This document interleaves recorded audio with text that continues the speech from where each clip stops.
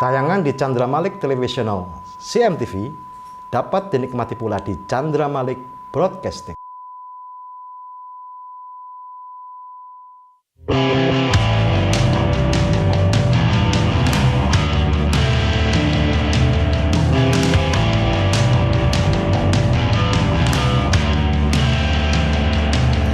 Di belakang panggung ada tulang punggung.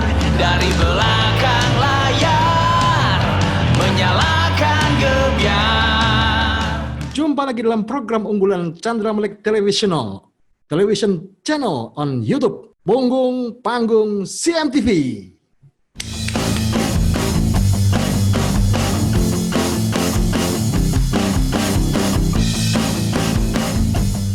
Dan pada episode kali ini kita akan menghadirkan seseorang yang memiliki peran sangat penting dalam pertumbuhan band metal legendaris di Indonesia, Burger Kill.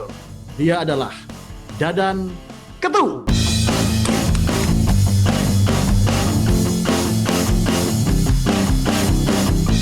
Assalamualaikum warahmatullahi wabarakatuh. Apa kabar, Om Dadan? Baik, beginilah. Di mana ini? Di mana? Di Gedung Saparua, Mas. Jadi kalau anak 90-an tahulah tiap minggu ada. Legend ini ya, gedung ini ya? Iya, gedungnya gedung legendaris, tapi sekarang sudah direnov dan nggak boleh dipakai event sekarang. Sekarang pakai full olahraga di sini. Oke, dulunya dipakai konser rock ya kalau nggak salah ya? Iya, dalam seminggu mungkin ada 2-3 kali acara lah di sini. Gitu. Apa sejarah Burger Kill jika dikaitkan dengan Saparua? Jadi memang Burger Kill tuh dikenal orang tuh emang di Gedung Saparua. Ceritain Manggung. dikit Terus Kang, kelahiran Burger Kill gimana? Kebetulan memang saya berteman ketika memang mereka dibentuk gitu ya. Jadi dulu juga saya belum jadi manajer mereka gitu. Tahun 95 itu mereka ya di ujung berung bareng-bareng gitu buat si Burger Kill. Tapi memang di tempat inilah gitu semua band-band besar yang di Bandung manggung di sini. Gitu. Oh iya. Sangat legendaris lah. Ya, Wujudnya juga nggak berubah sih, cuman dalamnya aja yang berubah sekarang. Dulu lantainya masih semen, sekarang udah lantai kayu gitu, udah bagus banget. Siapa saja dulu formasi awal Burger Kill? Ada Kimung, Eben, Toto, ada Ivan gitu. Oke, berarti sudah terjadi sejumlah perubahan ya? Iya, Komposisinya, perubahannya formasi. banyak banget gitu. Yang orisinilnya sebenarnya masih Eben aja sendiri sekarang. Teman-teman yang lain sibuk apa sekarang kayak Kang Kimung?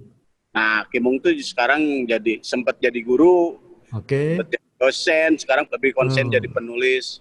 Akademis sekarang Kimung tuh gitu. Lebih mendalami budaya lah. Kalau Kang Eben, sampean mengikuti pertumbuhannya, karakter Eben itu seperti apa? Eben itu dari dulu dia perfeksionis, Mas. Hmm, hmm. Jadi kalau ngeluarin produk itu harus bener-bener di mata dia itu perfect lah gitu. Lalu kisah masuknya seorang Dadan Ketu ke dalam Burger Kill dan dipercaya menjadi manajer itu awalnya seperti apa, Kang? Jadi dulu sebenarnya saya tuh sejarahnya sebenarnya nggak langsung jadi manajer, Mas. Saya tuh record labelnya Burger Kill pertama. Oh, justru record labelnya. Record label, karena saya punya record label indie lah dari dulu ya. Dari tahun 97 gitu. Jadi memang ketika Burger Kill mau rilis, bingung record labelnya apa gitu. Ya. Mereka nggak bisa handle sendiri. Terus Akhirnya saya tawarin tuh. Apa yang menjadi pemikiran Kang Dadan waktu itu mau merekam karya-karya Burger Kill? Apakah originalitasnya, apakah justru inovasinya, atau apa? Basicnya saya pertama dulu karena hobi, Mas. Hobi dengerin produk-produk bagus gitu. Ya. Nah, untuk mendokumentasikannya gimana nih caranya? Saya bikin label akhirnya gitu. Ya. Karena banyak band-band Bandung yang bagus. Zaman dulu lah, rekaman aja susah. Kebetulan karena saya tahu gitu kualitas si Burger Kill gitu.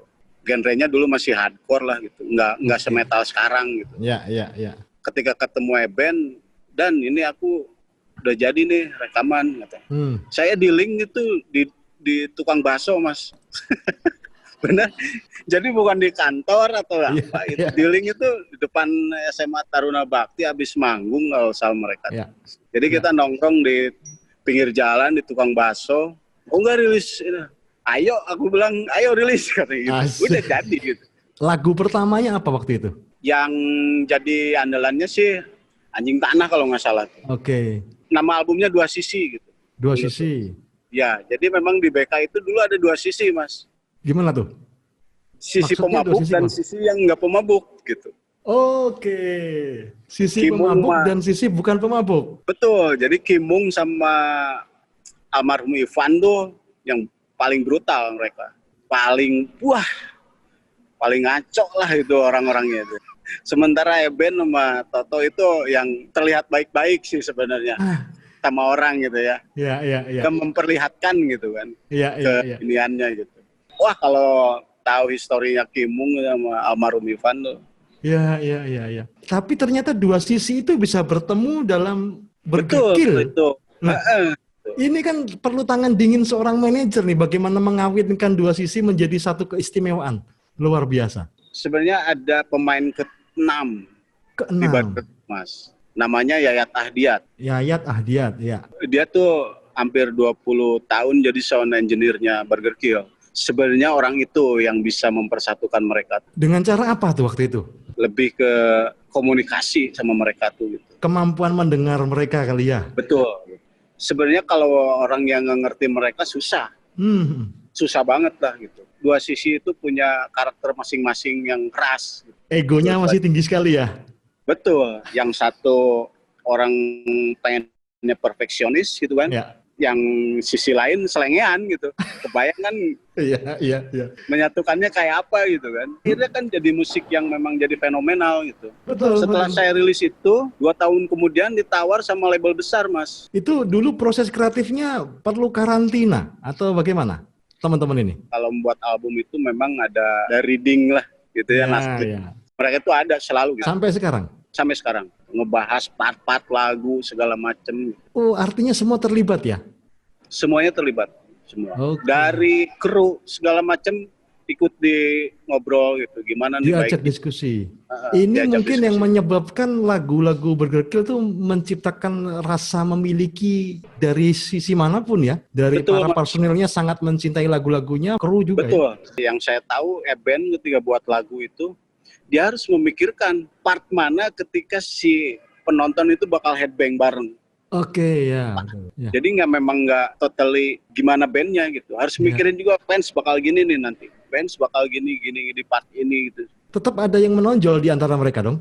Harus. Karena sebenarnya punya karakter masing-masing, Mas. Kayak dulu almarhum Ivan vokalnya itu memang sampai saat ini belum ada yang menandingi lah. Ya. Ivan is Ivan gitu. Eben dengan genius membuat part-part musiknya gitu ya. Rip-rip yang ya emang membuat orang headbang segala macam gitu. Ya, ya. Ada Agung yang sekarang membuat Burger Kill di manis gitulah. Ya, Metal ya. tapi masih enak didengerin gitu. Sama orang awam pun gitu. Mas aja masih ngangguk-ngangguk gitu kan kalau Iya, ikut iya. nyanyi gitu kan ya. Harus diakui bahwa Burger Kill itu memang enak banget didengerin. Iya. Ada sisi-sisi tertentu yang kita bisa masuk dan merasa terlibat dalam sebuah lagu gitu. Iya. Nah, ketika kemudian ada pergantian pemain, itu sistem seleksinya seperti apa, Kang Dadan? Kalau dulu sih saya lihat karena kedekatan segala macam ya. Ya. Tapi ketika yang terakhir itu kayak Abah itu keluar gitu ya. Akhirnya dibikin seleksi gitu, Mas. Oke, ya. Karena memang harus cari orang yang benar-benar karakter si BK-nya dapat gitu. Ya, ya. Walaupun kita nggak mencari yang menggantikan Abah, Ya. enggak. Karena Abah tetap tidak tergantikan di BK. Artinya ya dianggapnya sebagai drummer berikutnya, vokalis berikutnya, tapi bukan pengganti ya. Bukan pengganti gitu. Jadi Ya. almarhum Ivan sebagai almarhum Ivan di BK gitu. Ya, betul. Abah sebagai drummer BK gitu dulunya. Iya. Ya udah, nggak pernah bisa digantiin itu. Lebih sebagai penerus berarti ya? Iya, sebagai penerus aja gitu. Hampir 100% dibebaskan gitu Ya, untuk berkarya di BK gitu. Jadi nggak disuapin gitu, Mas. Ya, ya, ya, ya. Kemerdekaan ekspresinya dihormati ya, kreativitas dihormati ya. Paling kalau misalkan coba deh put drumnya diginiin. Ada masukan gitu. Ya, ya, ya. Tapi lainnya dari si pemainnya gitu semua gitu. Ini Nggak mungkin yang disuapin. membuat teman-teman tuh merasa Burger Kill jadi keluarga ya, karena ada komunikasi yang sangat baik ya. Betul. Ada segala macam unek-unek ya diungkapin gitu. Kalau Vicky, vokalis yang sekarang bagaimana? Vicky itu lebih ke textbook kalau ya. Mungkin ya. Karena dia kalau misalkan recording tuh dia ngambil kursus vokal dulu. Tertib dan rapi mainnya. Betul, harus sesuai gitu ya, narik napasnya gimana gitu. Dia mau ngambil suara di rongga tenggorokan atau dia mau vibra di otak atau di perut gitu. Dia pikirin segalanya. Makanya dia biasanya ada kursus sampai 2 bulan untuk akhirnya masuk ke rekaman. Ketika rekaman juga ada vokal directornya, Vicky? Ada, biasanya Eben kalau vokal directornya. Ya, Tapi ya. akhirnya yang album terakhir tuh yang saya ikuti dari awal sampai akhir lah gitu ya. Mereka rekaman, ngedirectnya cuma dikit. Oke. Karena memang Vicky udah sangat ngerti gitu karakter, Ya. oh si BK hasilnya pengen seperti ini gitu. Karena setiap personil tuh kayak di album ini aku mau ada influence ini band-band dari yang lain gitu. Itu artinya Jadi, diberi keleluasaan juga untuk mengambil pengaruh dari band-band lain ya? iya, makanya waktu abis kemarin ada Mentain keluar tuh, kita ngeluarin playlistnya si masing-masing personil, ada Mentain ini influence-nya dari mana aja. Oh, itu juga diungkapkan secara jujur? Diungkapkan gitu. Saya dengerin ini, bandnya ini, dengerin bandnya ini. Ternyata tidak sekedar screaming aja ya, tidak hanya teriak-teriak ya. Ada pembicaraan yang serius tahap demi tahap ya. Ya ada yang nggak gitu juga gitu kan. Ya. Seininya aja mereka gitu, maunya gimana gitu, seenaknya. Tapi ada yang kalau di Burger Kill emang album ke album tuh emang jaraknya lama. Rata-rata 5 tahun. Oke. Selain karena kesibukan manggung yang padat gitu kan. Ya. Mereka memang butuh konsentrasi yang penuh gitu kalau mau bikin album. Lagunya juga bisa hidup dulu dalam diri setiap pemusiknya dan fansnya ya? Betul. Sebenarnya Mas bisa lihat perbedaan dari album 1, 2, 3, 4 sampai sekarang ada Mentain.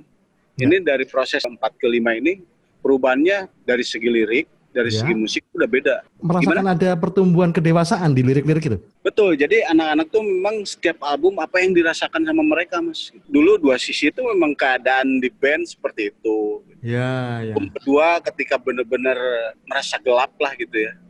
Ya. Si band tuh merasa benar-benar apa yang dirasakan tuh dalam hidupnya itu memang gila gitu. Ini kehidupan gila gitu. Ya. Sampai album ketiga, keempat tuh agak rubah, agak membaik gitu.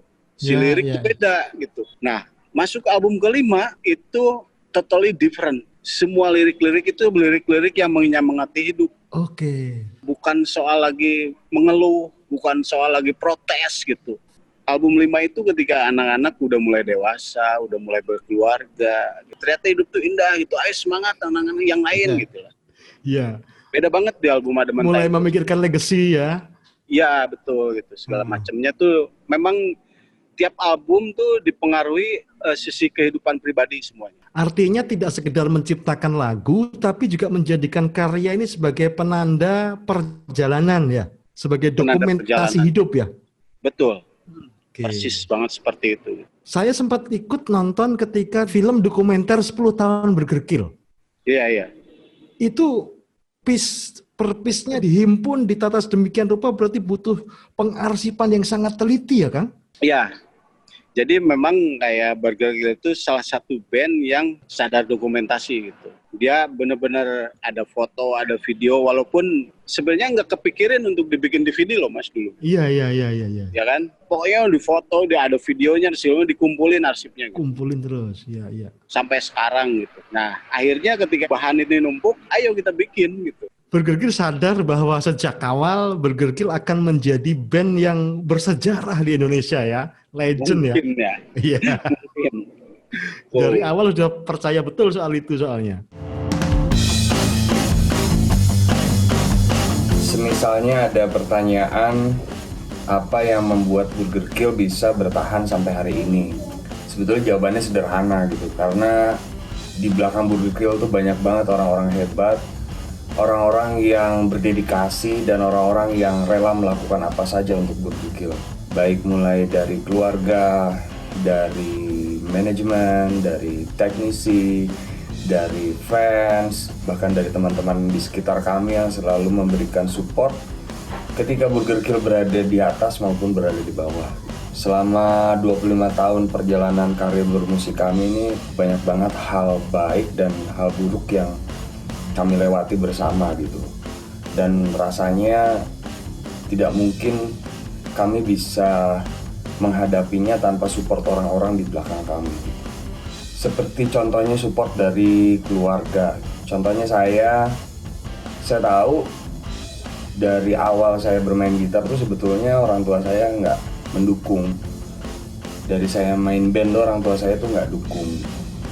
Karena mungkin harapan mereka saya bisa menjadi orang lain selain jadi seorang musisi gitu. Tapi saya yakin di belakang itu doa-doa mereka tuh selalu merestui apa yang saya lakukan. Jadi itulah kenapa saya merasa restu atau doa dari keluarga itu adalah sesuatu yang sangat sakral gitu, yang sangat menguatkan saya sampai hari ini. Kenapa saya yakin untuk terus menjadi seorang musisi. Selain itu dari istri, bahkan dari anak-anak juga, mereka tidak lelah menghadapi jenis pekerjaan bapaknya atau suaminya yang bisa dikatakan unik. Kita tahu seniman tuh pasti punya karakter yang berbeda-beda dan punya pola pikir yang kadang tidak pada umumnya gitu, selalu extraordinary. Jadi kadang untuk bisa memahami apa yang kami lakukan ini butuh sebuah pengertian dan pengorbanan yang besar, baik dari keluarga, baik dari lingkungan sekitar gitu. Selain itu manajemen juga punya peran yang sangat kuat. Mereka yang mengatur apa-apa saja yang harus dilakukan oleh Burger Kill dan timnya.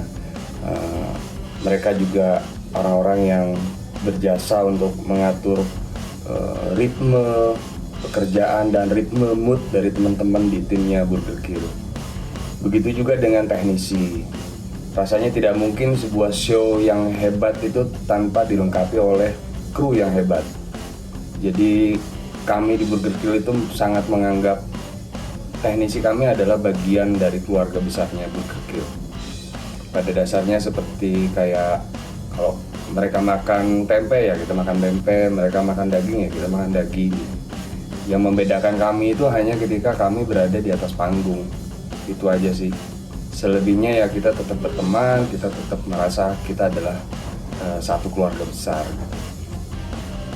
Jadi rasanya nggak mungkin apabila ada sebuah band atau seorang musisi yang sukses tanpa ada support atau bantuan dari orang-orang di sekitarnya. Mereka orang-orang yang hebat, mereka orang-orang yang betul-betul berdedikasi dan mereka betul-betul tahu seperti apa yang harusnya sebaiknya dilakukan oleh musisi tersebut. Jadi dari saya, hargailah mereka-mereka yang sudah berjasa terhadap kita dan juga berjasa terhadap karir kita. Karena sekali lagi tanpa support dan dukungan moral dari mereka-mereka itu rasanya perjalanan ini akan jauh lebih sulit dan akan jauh lebih berkerikil gitu. Ya semoga teman-teman semua bisa saling menghargai, bisa saling support karena kita ini semuanya sama, hanya job desk kita aja yang berbeda. Semoga apa yang kita kerjakan bisa mendapatkan berkah dan bisa menjadi inspirasi buat orang banyak, menjadi untuk lebih baik dan bisa menjadi untuk lebih bermanfaat. Terima kasih, saya Eben dari Burger Kill. Sehat selalu semuanya. Assalamualaikum warahmatullahi wabarakatuh.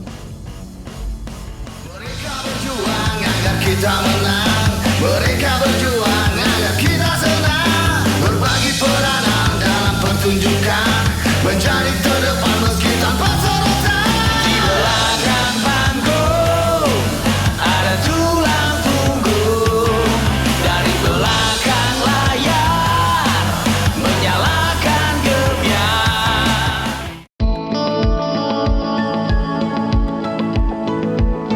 Jarum coklat saat tepat, saat melepas gundah hati. Hanyut di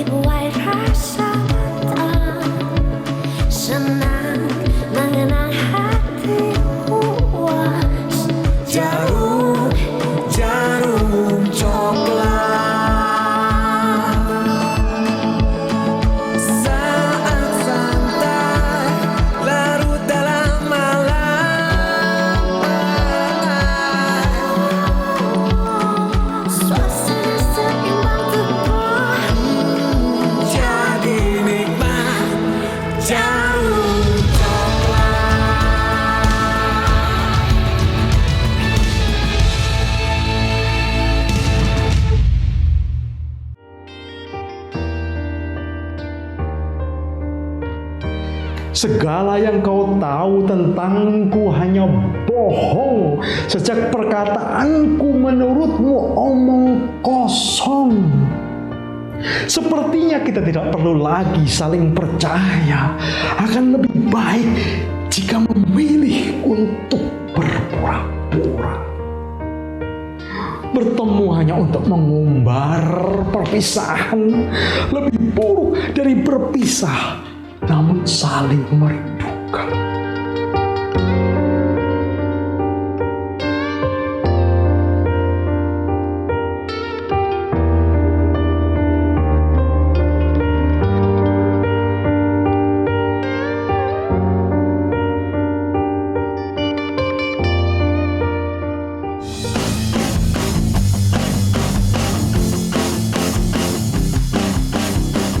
Kalau Kang Dadan melihat dalam kelahiran pertumbuhan besarnya Burger Kill, siapa saja orang-orang di belakang panggung yang menjadi tulang punggung dari panggung Burger Kill?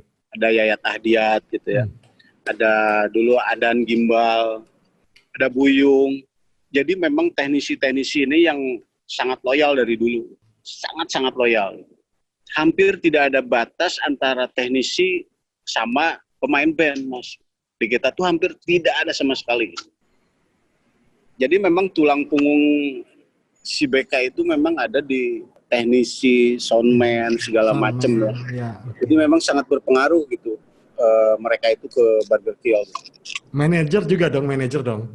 Iya. Jadi manajer BK itu hampir sekarang kalau nggak salah 4 orang, Mas. Oh. Jadi sampai sekarang ya udah berganti gitu. Jadi saya baru masuk tuh 2011. Oh, Kang Dadan 2011. 2011 saya masuk jadi full manajemen ya gitu di Burger Kill gitu. Dulunya cuma bantu-bantu ya sebagai temen lah gitu, nggak ini. Dulu saya kan masih terikat juga di Serious Band. Oh ya. Terus ketika band minta, dan tolongin dong Burger Kill, manajerin segala macam, wah aku masih di Serious nggak mau juga, aku dapat double job gitu kan, ntar pusing sendiri gitu kan. Terus gimana? Jadi dulu kita itu punya 2 artis, Mas. Ya. Ada Pure Saturday, ada Burger Kill. Oke, ya. Dengan 1 manajer. Ya. Nah, akhirnya saya ke Pure Saturday, Jamie pegang Burger Kill gitu. Oh, ya. Ketika Jamie sakit lumayan serius, saya dipindah ke Burger Kill gitu. Sampai sekarang gitu. Sebenarnya gitu. peran manajer band itu apa saja, Kang, kalau bisa disebutkan? Bisa beda-beda sih, Mas ya. Karena kalau di Indonesia lah, pada umumnya kita belajar jadi manajer band itu rata-rata otodidak. Ya kan? Berdasarkan pengalaman aja gitu. Kalau di luar negeri emang ada sekolahnya gitu. Dulu saya melihatnya manajer band itu sebagai tukang cari order. Iya kan? Nyari titik ya. Iya, hampir semua gitu. Setelah saya nge-manajerin Burger Kill tuh banyak itu yang datang saya kan. Mau dong dimanajerin, Mas, mau dong dimanajerin. Manajerin padahal sebenarnya fungsinya lebih dari itu ya. Fungsinya lebih dalam sebenarnya gitu kan.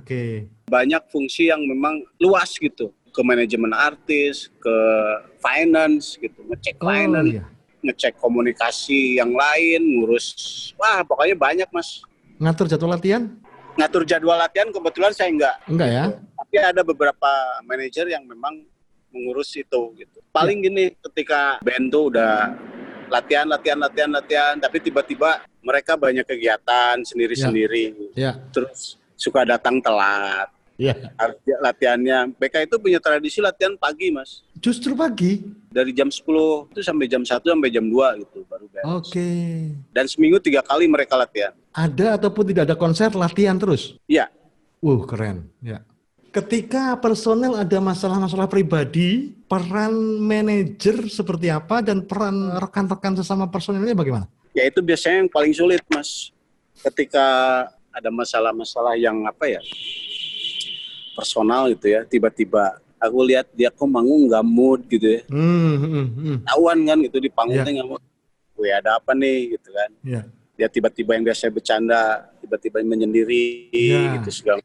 Nah si manajer tuh memang harus lihai gitu melihat sisi itu gitu, Mas. Ngedeketinnya gimana biasanya? Ngajak ngobrolnya gimana? Ya biasanya kalau saya sih lebih ke direct aja gitu, langsung ngobrol. ya punya masalah apa gitu ngobrolin. Tapi biasanya kalau masalah band mereka selalu bicara di belakang dulu. Kalau personal sih lebih mereka juga mungkin mereka masih bisa handle sendiri, nggak pernah sharing juga. Tapi kalau Ya. udah nggak bisa di handle sendiri, biasanya ngobrol sama aku gitu segala macam. Tapi biasanya kalau masalah band, mereka ngobrol masing-masing dulu. Gitu. Oke. Nge-DM lah gitu, nge-WhatsApp. Pak, aku mau ngobrol nih masalah Oke. ini di latihan tuh gini kayak gini. Nah, aku biasanya langsung di grup Diskusi terbuka. diskusi terbuka, atau misalkan ada personil nggak enak sama personil lain, aku biasanya ngobrol langsung sama Yang saling bermasalah itu ya. ya. Nah, biasanya aku ngomong gitu. Tapi pendekatannya ya harus tahu gitu. Iya. Kayak oh di rumahnya lagi enak nih gitu. Oke. Nggak lagi umit sama istrinya, uangnya lagi bagus gitu. Baru aku ngobrol. Baca situasi itu penting banget gitu kalau di band. Betul. Itu berarti gesekan di band itu sesuatu yang sangat biasa ya, niscaya ya, Lumrah. selalu ada ya. Selalu ada, lumrah. Cuman kitanya aja yang harus bisa mengontrol gitu. Kontrol mereka, oh, oke. Kamu kayaknya udah berlebihan nih kamu ngomong gitu. Iya, oke. Tapi aku selalu berani kok sama siapapun gitu ngobrol. Ya. Ketika seorang personel kemudian memutuskan untuk keluar, Kang, teman-teman yang masih di dalam, bagaimana cara mengatasi rasa kehilangan itu? Gimana ya? Termasuk sering bongkar pasang soalnya kan, Burger Kill? Iya, tapi jadi memang di Burger Kill itu keluar masuk personil itu hal yang lumrah juga, Mas. Oke. Itu nggak terlalu dipermasalahkan gitu. Komunikasinya tetap masih jalan dengan veteran-veterannya Pasti tuh. Nggak ada apalah yang sampai signifikan gitu, gimana saling membenci. Yang berlebihan juga enggak juga sih. Tetap keluarga ya. Aman-aman aja gitu, maksudnya masih Ya. sama Toto juga masih gitu, sama Kimung juga masih gitu. Maksudnya mereka kalau misalnya anniversary gitu malah kita ajakin gitu. Mau nggak lo ngisi kayak reunian gitu. Iya, iya. Ketika kemudian Burger Kill mendapatkan pengakuan tidak hanya di tanah air, mulai keliling dunia.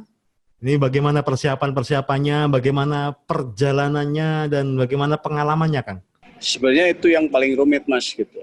Ketika mau konser ke luar negeri itu nggak semudah band luar masuk ke sini. Band Indonesia itu susah loh, Mas, ngurusin surat-suratnya aja, Bu. Saya waktu pertama kita keliling Eropa aja hampir 1 tahun. Mempersiapkan itu? Wih. Nggak bisa dadakan, nggak bisa. Karena kita punya syarat-syarat yang lumayan detail ya kalau di imigrasi gitu. Ya. Tapi tidak harus bisa berbahasa Inggris ya, teman-teman ya? Gak apa-apa, Mas. Kita bisa pakai bahasa Praga lah. Bahasa tubuh ya? Bahasa tubuh. Iya. Apalagi kalau naksir cewek, wis sudah. Prosentasenya lagu-lagu Burger Kill ini antara yang berbahasa Indonesia dengan berbahasa asing berapa persen? 90-10%, Mas. Dari satu album cuma 1-2 lagu yang bahasa Indonesia. Oke. Dari tiap album hampir gitu. Ya. Ada yang 20%, ada yang 10%. Paling-paling lagu yang bahasa Indonesia cuma 1-2 udah. Ini penulis lirik siapa biasanya? Biasanya vokalisnya. Gitu.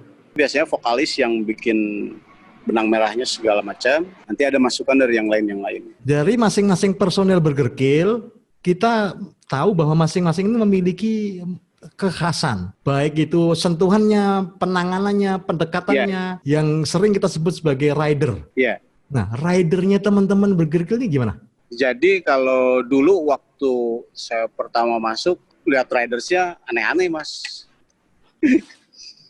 Aneh-aneh. Iya. Tapi setelah saya masuk, saya coret. Oke. Karena di Indonesia itu memang harus kita kompromi. Gitu. Karena kita banyak main di second city gitu kan. Ya. Betul nggak semua di kota besar. Gitu. Ya. Minta hotel yang gimana pun nggak bisa, Mas. Gitu, susah. Kitanya memang harus ini gitu, pandai-pandai gitu. Makanya saya biasanya rider personal sekarang yang saya tangani itu dari anak-anak permintaannya harus menyediakan buah-buahan. Oke. Harus menyediakan teh manis. Harus menyediakan kopi. Gitu. Justru nggak ada yang macam-macam sekarang. Minimalis sekarang. Nggak aneh-aneh lah. Kalau dulu aneh-aneh mintanya. Zaman-zaman sebelum berkeluarga. Oke, ya. Sekarang udah berkeluarga, udah beda lagi permintaannya. Berarti pengaruh keluarga menjadi sangat besar ya dalam pertumbuhan sebuah Sangat band ya? besar, sangat. Dulu waktu mereka belum berkeluarga tuh, saya bilang tuh mereka bercandanya kurang ajar, Mas. Sadis, kadang-kadang nyerempet mati. Gila. Tapi sekarang udah berkurang loh Mas ya. Ya, Bukan nggak ada, berkurang gitu. Oke, Kadarnya berkurang, tapi Jayo ini jahatnya masih ada. Gitu. masih ya. Pasti. Nanti kita rilis loh video-video Oke. anak-anak BK Jail. Ada di YouTube juga nanti. Asik. Lagi asik, seru-seruan kita Mas, itu pasti yang nonton ngakak-ngakak lah. Iya, Kacau emang anak-anak BK tuh. Dulu kan emang bandnya kita pegang dua ya. Ada Pure Saturday, ada Burger Kill. Jadi kita main di satu event 2 hari. Ah, Pure Saturday main, Burger Kill main. ya. Nah, sama panitia dibikin satu hotel. Oke. Jadi si Burger Kill main hari pertama, si Pure Saturday main hari kedua. Saya masih pegang Pure Saturday, Mas. Ya. Tapi kamar hotelnya sama. Oke. Jadi pas gantian tuh, Burger udah main kan, pulang. Saya mau masuk ke hotel itu. Saya udah curiga, mereka udah ketawa-ketawa nih. Udah nggak enak saya. Jadi sebelum saya masuk, saya panggil dulu bellboynya. Ya. Mas, kita saksiin berdua ya. Biar nggak sangka macem, ntar gantiinnya gimana. Saya udah curiga soalnya, Mbak. Oke. Feeling anak BK tuh rada ngaco-ngaco gitu dulu. Bener Mas, ketika masuk tuh, si meja kaca itu udah pecah. Wah. Nasi bungkus di mana-mana, dilempar-lempar, bukan dimakan Mas. Nempel di dinding-dinding semua. Kasur tidur, itu mau dilempar ke bawah. Udah di jendela di setengahnya. Waduh, aku bilang, untung aku barengan dulu sama bellboy. Jadi yang gantiin mereka tuh. Iya. Si Burger Kill-nya, bukan Pure Saturday. Emang ngaco emang, anak-anak itu emang kerjaannya, jailnya minta ampun lah. Nah, Burger Kill tumbuh besar bersama fans. Fans ini bagaimana keterlibatan batiniahnya terhadap kejiwaan teman-teman Burger Kill? Dan bagaimana membinanya? Saya nggak ngerti juga ya gimana fans si Burger Kill itu bisa sedai hard itu ya. Jadi kita keliling Indonesia tuh 37 kota. Oke. Ada satu fans yang hampir 30 kota datang semua, Mas. Buset. Gila. Bayangin. Gila. Gue anjir ini orang ada terus di depan panggung. Sampai kitanya bosan ngelihatnya. Ada terus. Dari kagum jadi enak. Tapi memang ada fanbase-nya? Ada. Jadi tapi memang itu dipegang bukan sama kita, Mas. Kita serahin ke begundalnya sendiri gitu. Jadi begundal itu nggak kayak fans-fans lain yang punya misalkan begundal Jawa Timur, begundal Jawa Tengah. Nggak ada, Mas. Jadi begundal itu cuma satu, begundal Indonesia. Ngebase-nya semua di Bandung. Oke, ya. Nggak pernah buka cabang kita gitu, kayak nggak buka franchise. Dalam perjalanannya Burger Kill juga kita sama-sama tahu pernah kena larangan manggung ya? Iya betul. Jadi itu sebabnya karena memang kasus, dulu ada kasus Beside yang eventnya sampai mengenai. Sebenarnya bukan Burger Kill aja yang di band itu gitu, yang ditolak sama kepolisian itu. Ya. Seluruh band Bandung gitu. Seluruh band Bandung ya. Cuman si Burger Kill jadi notice band utama. Karena apa? Ya karena memang fansnya terlalu banyak, Mas. Oh iya. Jadi memang ketika itu setelah 3 tahun itu si Burger Kill tiba-tiba ada undangan manggung di pensi, Mas. Fancy. Ya, pensi SMA Iya. di Bandung ya. Iya. Nah, setelah 2 minggu mereka udah DP, udah kontrak segala macam, tiba-tiba di cancel. Si Burger Kill-nya aja di cancel karena tidak dapat izin dari kepolisian. Oh iya. Saya samperin Mas polisinya, pengen tahu kenapa si Burger Kill Dilarang. dilarang gitu kan. Ya. Saya datang loh ke Polrestabes dulu. Tapi ketika dapat penjelasan dari polisi, saya ngerti Mas, kenapa mereka larang. Ya. Jadi pensi itu SMA-nya bikin acaranya di lapang basket, sementara kita hampir 3 tahun nggak main di Bandung. Ya. Ketika main pasti membludak gitu. Pasti itu ya. Iya pasti gitu kan. Ya, Polisi mikirnya ke situ. Ya. Makanya mereka nggak izinin Burger Kill gitu. Mereka juga tahu gitu si polisi itu fans Burger Kill seperti apa gitu. Potensi bahayanya lebih gede ya. Nah, betul gitu. Ya, akhirnya saya juga ngerti kan, lebih ke perhitungannya security gitu. Kehati-hatian ya. hati-hatian polisi gitu. Ketika kurun waktu tidak manggung karena ada larangan, red notice bahkan, itu kemudian teman-teman Burger Kill mengisi waktunya untuk terus berproses, berkarya, dan menghasilkan dengan kegiatan apa? Kalau awal-awal sih sebenarnya kan itu ketika dilarang itu cuma di Bandung, Mas. Oke, ya, masih bisa Iya keluar kan, daerah di ya? tempat lain enggak dilarang. Ah, ya. Nggak masalah gitu ya, kita manggung aja gitu, cuma di Bandung aja gitu. Saat itu memang nggak boleh. Ya. Tapi ke kota-kota lain juga ada beberapa efeknya gitu. Ya. Jadi mereka mungkin kontak hati-hati band ini gitu. Ya, oke. Tapi kita main dengan tingkat security yang high maximum security gitu kan. Ya. Kayak Satu gitu. pertanyaan terakhir, Kang. Boleh. Apa yang bisa disarankan oleh Kang Dadan Ketu sebagai manajer Burger Kill, band metal yang legendaris di Indonesia, untuk teman-teman band khususnya metal yang baru? Zaman sekarang itu segala dimudahkan, Mas ya. Oke. Berkat internet semuanya gitu. Sekarang itu band tuh nggak butuh label. Iya, betul. Kayak kebutuhan untuk manajer untuk sebuah band baru, saya bilang nggak perlu. Nggak perlu ya? Nggak perlu manajer. Semua bisa dilakukan sendiri sama member bandnya gitu. Jadi ketika harus dialamin sama bandnya sendiri, ngatur bandnya seperti apa, Mas? Gitu. Iya. Karena banyak kejadian, manajer itu ngebohongin band. Banyak banget kan. Iya. Kontrak uangnya, kontrak asu, segala macam. Gitu. Karena itu memang bandnya mereka nggak tahu sama sekali. Mereka nggak pernah terlibat gitu dalam hal-hal itu dari sejak awal. Iya.